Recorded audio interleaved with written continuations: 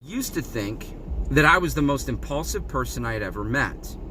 Now, a case in point, okay? I'd made some impulsive decisions as a child, but when my wife and I were in our first ministry position, there was a play, if you will, a drama that we were doing that night for a Christmas, and I was one of the wise men.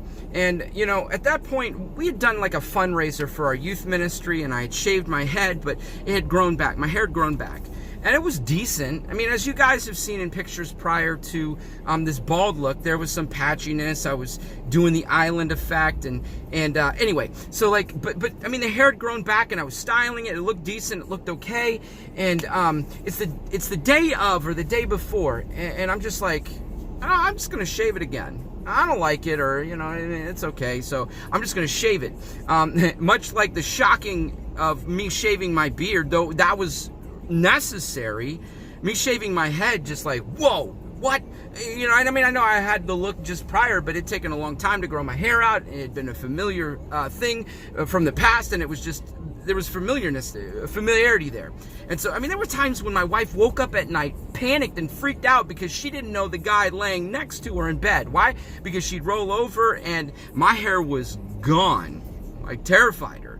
I mean, like, impulsive decisions. Like, just go for it, right? I mean, and I made some pretty dumb impulsive decisions that don't have to do with hair.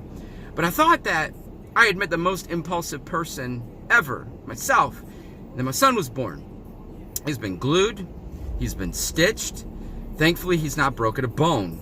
You know, I have chipped some bones, but it's never required a cast or any kind of surgery or anything like that. But this kid, man, it's not for a lack of trying. He has jumped off things. He has leaned off things. He has Supermaned off of bunk beds. He has split his eye, his forehead. The first time he was ever glued together, it was by an accident. And it was like ever since then, I mean, the kid had a big head when he was little, and he was just top heavy. It's like he was just in forward motion, going towards whatever was ahead. And it was all impulse. I mean, and my wife and I, at 10 years old, we're just trying to dial him back. Like, no, don't be impulsive. Don't be impulsive. Don't be impulsive. Don't make those dumb decisions. You're going to hurt yourself. You're going to jack your body up. And it's been hard.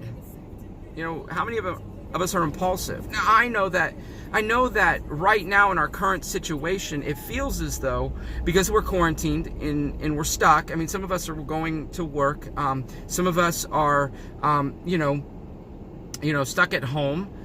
Some of us are keeping the economy alive by shopping at Amazon. Okay, I don't know, but like Amazon Prime, in a lot of ways, rids us of the risk of impulsive buying because we can send it back.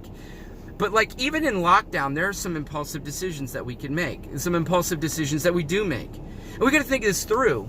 Like Hebrews 12:1 and 2 talks about the striving or the racing forward, the passionate pursuit of Jesus. Like, Jesus himself saw the cross before him and knew the joy, as hard as that is to recognize, knew the joy because he knew that we would be his, and he went after it, he chased after it because he knew the beauty of the relationship that we would experience, and he delighted in that. He delighted in that, so he went for it.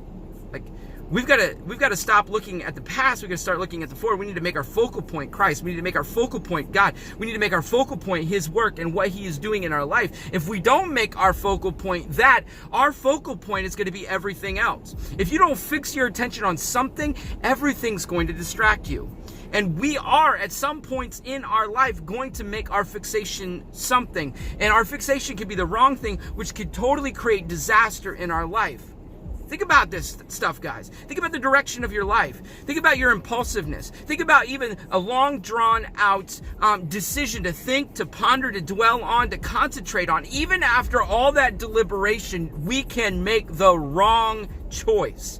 Impulsive or debating for weeks, months, years, we can still make the wrong choice. Now, I want you to consider talking to God, praying, asking Jesus to help lead you and guide you, talking to good spiritual friends to give you direction. Don't make impulsive choices right now. Don't ever make impulsive choices. Listen to the voice of God and allow him to lead you and to guide you, because I tell you right now, impulsive decisions will lead to disaster.